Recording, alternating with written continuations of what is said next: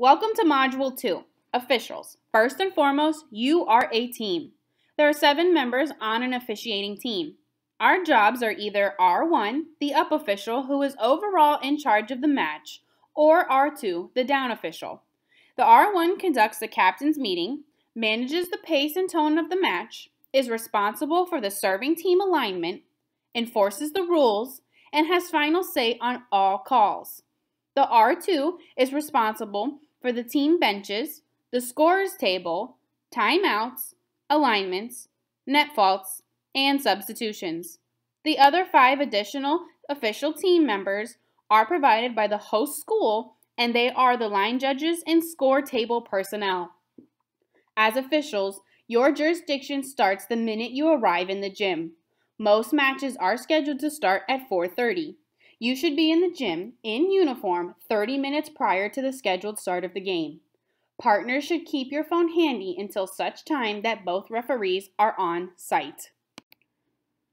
Net measurements, ground rules, match expectations, subtle signal discussion, and site-specific information should be covered by the R1 and R2 in their referee meeting upon arrival, but prior to the captain's meeting. About 18 minutes prior to match start time, the R1 will call a captain's meeting. The R2, the head coach, and at least one captain from each team must be in attendance. If for some reason the R1 is running late and the R2 should go ahead and conduct the meeting, communication with your partner is key. During the captain's meeting, ground rules and match expectations should be addressed, the sportsmanship instructions given, and both teams should hand in their rosters. Also remind coaches their lineups are due prior to the 2-minute warm-up mark. The sanction for turning in a lineup late is a loss of point for the receiving team or a loss of serve and point for the serving team. For the coin toss, the R1 flips the coin, catches, then shows the coin. Do not flip the coin over onto the back of your hand. The coin toss is to decide if the winner will serve or receive. The home team selects their bench prior to the visiting team's arrival.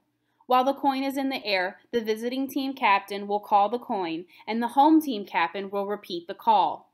As the season progresses, the captain's meetings will be where you will remind players and coaches of any situation updates. During the warm-up period, the R1 should meet with all line judges and go over their jobs, and the R2 should be directing the scorer's table. Begin warm-ups 15 minutes prior to the official start time. Warm-up is broken down as 7-7-1. That means each team gets the entire court for 7 minutes, including service warm-up. There should be no one from the other team on the court except to shag the ball, and those players must be properly attired. No sandals, slides, or bare feet. The visiting team takes the first 7 minutes. The last minute is used to clear the court in preparation to start the match. At the conclusion of warm-ups, both teams go to their respective end line and wait for the R1 signal to approach the net. Teams will go to their benches, the R2 will check the lineups, confirm that the table is ready, then turn the court over to the R1. During each set, teams have 2 timeouts each. Timeouts are 1 minute long, with a brief whistle at the 45-second mark, at which time the teams should be wrapping it up, and at the 1 minute mark, a final whistle ending the timeout. Teams should be back on the court and ready to play. Sometimes, a team may try to take advantage. Simply give them a warning, and if they continue, then issue a delay warning accordingly. The same goes with between sets. There are 3 minutes between sets, and lineups should be turned in at the 1 minute mark. Again, late turn-in is a loss of serve and point or loss of point. When there is 15 seconds left, there should be a brief warning whistle reminding the teams that time is almost up and to wrap it up. At the final 3-minute whistle, teams should be back on the court. Again, warn coaches. And remember, folks, blow those whistles loud and proud. They have to be heard over everything. At the conclusion of each set, the R2 should verify the set by initialing. And at the conclusion of the match, the R1 should verify the entire match by initialing.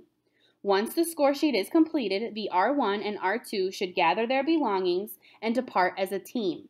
Never stand around and discuss plays, teams, players, or coaches.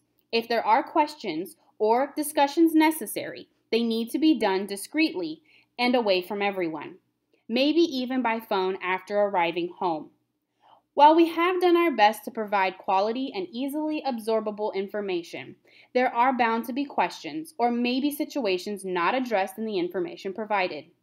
Once you have completed our online training, our final online meeting will be a question and answer session via Zoom.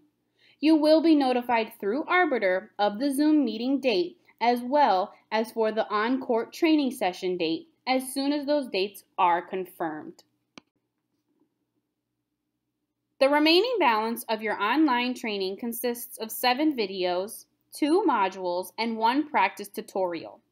The 2 modules and 1 tutorial included are a scorekeeping module, a libero tracking module, and a scorekeeping practice tutorial.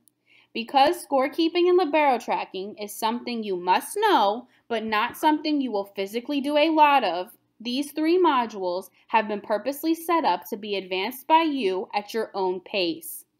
As an R2, it is important that you know the basics of scorekeeping and libero tracking in order to help keep the match running smoothly. Finally, when you are preparing to take the FHSAA exam, be sure to study the new rules or changes of rules this year and your 2021 rulebook. New or updated rules are always a point of emphasis on the FHSAA test. You can also find more helpful training videos by viewing the FHSAA webinars at arbitersports.com. FHSAA Central NFHS-training-videos. This concludes Module 2. Good luck and have a great season.